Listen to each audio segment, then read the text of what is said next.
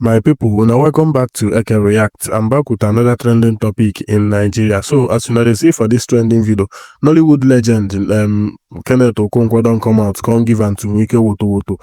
You know, you guys remember the last interview where Wike granted the talk say in no be Igbo tribe. So even though say him from Igbo, they say in no from Igbo. So that kind of talk can raise so many concerns on the internet. So many people can they react concerning the comments. So as they go ask Kenneth Okonkwo about the matter for this interview, now Kenneth Okonkwo can give to Wike Woto, reminding him the kind of person he was, even though that he have said a lot of things in the past and later changed mouth. So, and he also reminded everyone that Wike have the right to choose any tribe that he is from, or whether he's from Igbo or not, that he has the right. But for him to, if you are to check where Ikwere is from, that Ikwere is from Igbo tribe. So I go allow now to watch the video so that you guys will see the reaction from Kenneth Okonkwo. So without wasting much of your time, let's dive into the video. But before then, like this video so that YouTube recommend it to others. Subscribe to our channel if you are new to this channel. Turn on the notification bell so that you don't go miss any of our updates. Drop your opinion in the comment section below. Very important. What do you think about the FCT Minister Nyesom Wike denying his Igbo ancestry?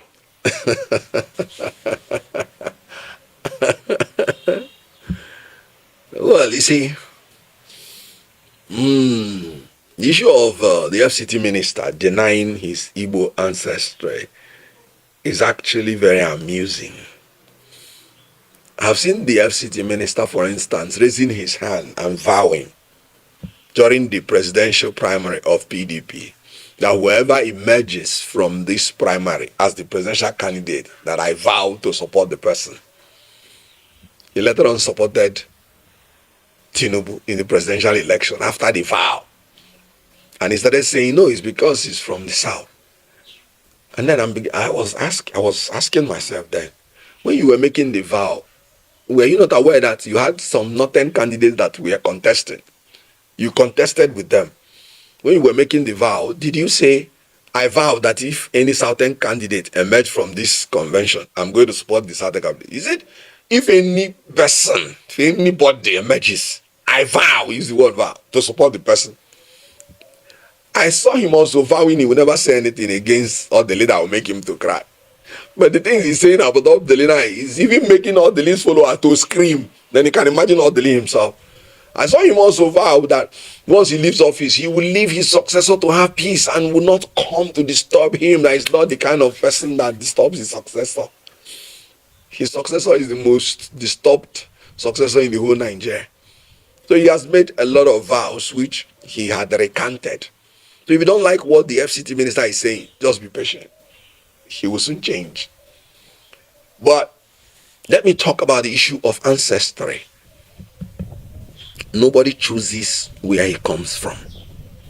It's God that determines where you come from. That is one. Then secondly, the basis of nationhood from the ancient time is language.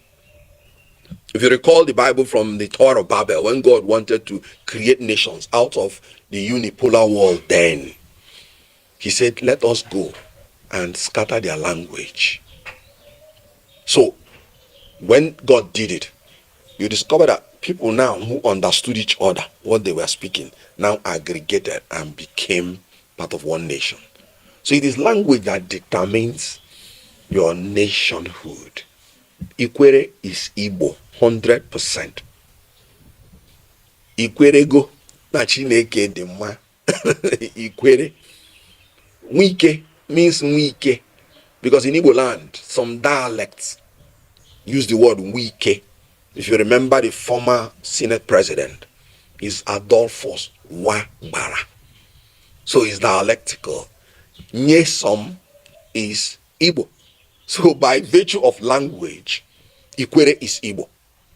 And it is in his constitutional right to say he does not want to identify as Igbo. That's his constitutional right. But he cannot say he's not Igbo. Because by language, by tribe, he is Igbo and he doesn't have a choice about it.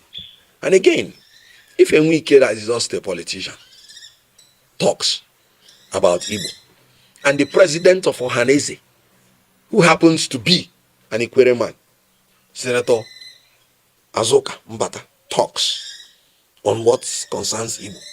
And then Wike's own political leader, who is Fubara, because the PDP concern is very clear. Once somebody is a governor, he is the leader of the state.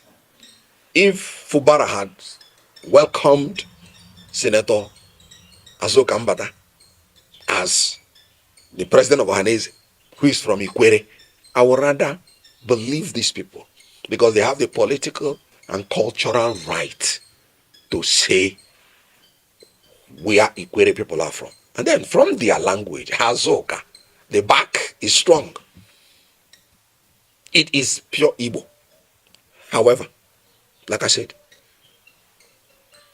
it is a man who has complex that is even making his nationality an issue.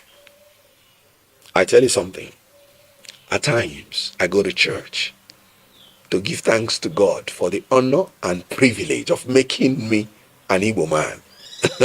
You know why? Ndị Igbo are one of the rare gem in the whole world that can create their way out of any problem they are in. After the war, they were given 20 pounds. Before 10 years after the war, they are already the richest wherever they are. Adding value, creativity. 22 years after the war, we were already creating living in bondage in Igbo, somewhere in Lagos, that has started in Hollywood, that is ranking about the second now in the whole world.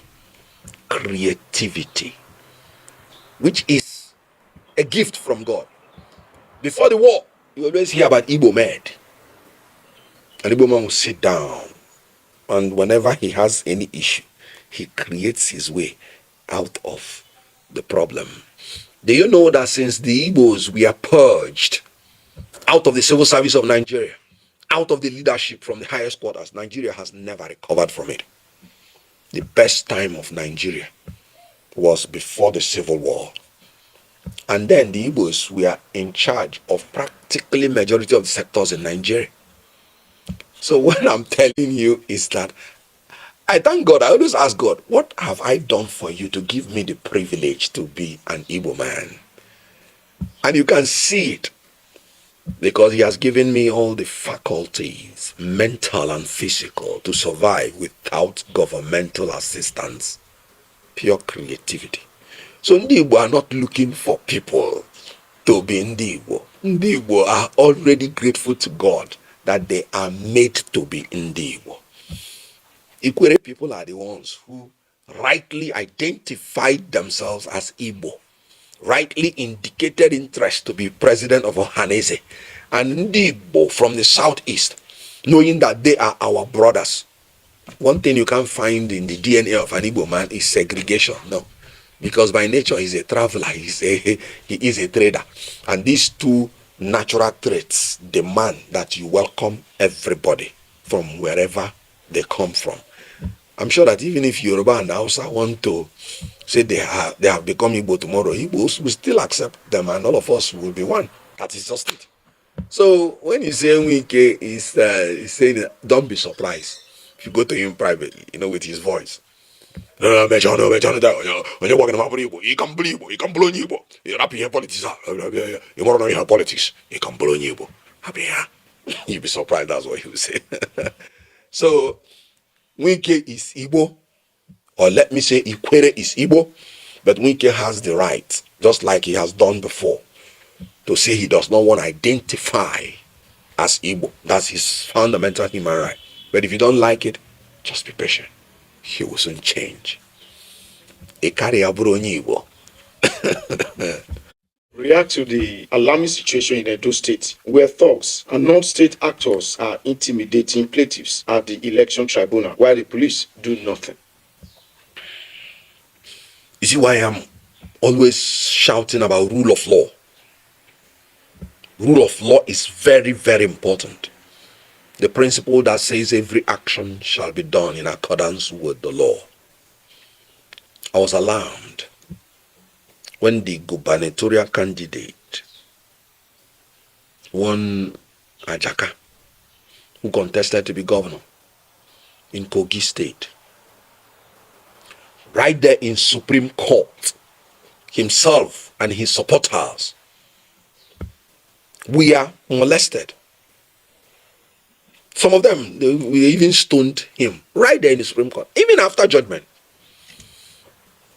The security agencies must realize that they swore to uphold the Constitution, and they must realize our politicians come and go, but they are civil servants. The way they act as if they are providing cover for the ruling party. What is happening in those states is very, very concerning and unfortunate. We must learn to respect the institution of the court. The court is a hallowed ground. When we were young, even when we go to the court on Sunday when nobody is there, we're scared to go into the court. Even if it is with a thatched roof. But now, we're throwing decorum to the air. Security agencies must live up to their job. You see, Edo's issue is a testimony of where we are now in our electoral jurisprudence. First of all, the electoral governance in this country under Professor Mahmoud Yakub has become the worst in the history of Nigeria. What happened in Edo State? Despite the fact that everybody was warning that there are some entrenched interests that have their own relatives as appointees of INEC, what a responsive, independent, autonomous agency would have done was to remove those people that are obvious relatives to people that have vested interest in the outcome of the case. No, but they didn't do it. They allowed them to go into the election. And after, we saw how mutilated results. We saw how results were even artificially delayed and after manufactured to be fed into the IRF portal. One non-governmental organization, Athena Insights, by Osita Chidoka, he said even the back end of Beavers has been tampered with. That anybody who, after seeing what happened in those states, say he wants to go and contest election under this atmosphere is mad. Meaning our electoral system is dead. He said any court, according to their findings, that see all these things and do nothing, then something is wrong somewhere. Then again, you saw how the plaintiffs or the complainants or the petitioners, in that case, after the election, they had to go into protest to even receive the documents from INEC. Meanwhile, the law is clear that after the election, any person who wants to have a copy of whatever happened, that INEC must give them all. Yet, then now they are in court. People are being intimidated. Whether it is the ruling party that is being intimidated or the PDP, it is the duty of the security agencies to apprehend those people and bring them to justice. So we are gradually getting to a point where the electoral administration is ineffective and the judicial adjudication is jaundiced. If we are not careful, then we are actually trying to use our own hands to destroy the Fourth Republic. Because anything outside the sovereign will of the people being recognized and given effect to during elections is not democracy. Democracy is the government instituted by elections. People express their sovereignty through elections, electing their leaders. Election is the first pillar of democracy. Without election, there is no democracy. Or there cannot be democracy without election. So sitting down and writing results and then frustrating people from seeking justice from the court is the clear respite for electoral disaster and the termination of our democracy. If democracy is terminated, it will not pay anybody any good. So the people must also rise up and stop being docile. I thought they were saying Edo no be Lagos. Now wow. Edo don't become Lagos. Edo is now in the pocket of Lagos. So if Edo people know how to turn back the person they turn back and root at the back of the person, Edo no be Lagos, they should live up to the true meaning of that.